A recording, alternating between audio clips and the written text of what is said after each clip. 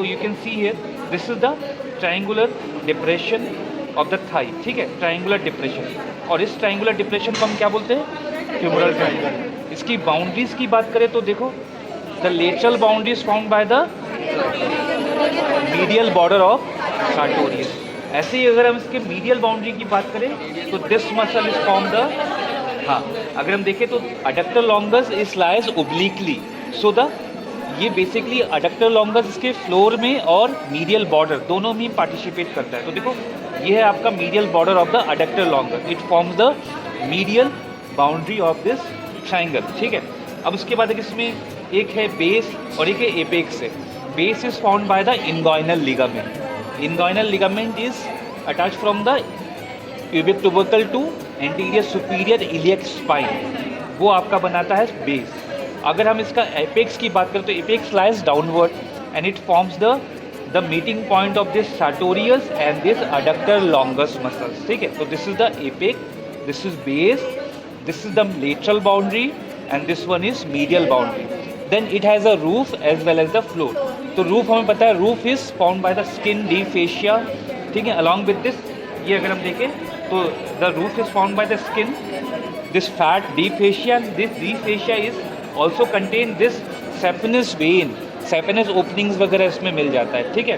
Then इनको हटा दिया, so we have a deep fascia that is known as the fascia lata. उसके कुछ कंटेंट हमें यहाँ पे दिख रहे फेशियल आटा का, ठीक है।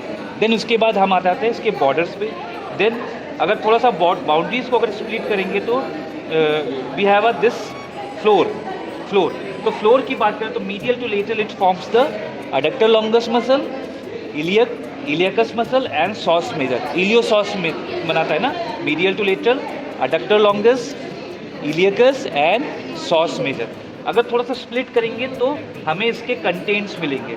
तो देखो हमने एक निमोनिक इसके केस में पढ़ा था, the medial to laterally the femoral triangle which contain VAN, VAN, V stand for femoral vein, A stand for femoral artery and N femoral nerve, ठीक है।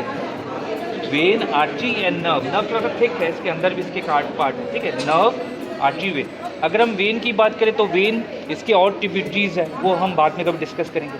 अगर हम आर्टरी की बात करें, femoral artery is a branch of external iliac artery, ठीक है। Nerve की बात करें तो लंबर प्लेक्सस, ठीक है। अब उसके ये तो हो गया हमारा फ्यूमरल ट्रायंगल, ठीक है।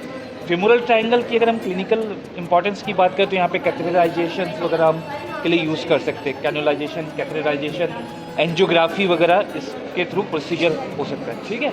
तो ये हो गया हमारा femoral triangle. Okay, thank you.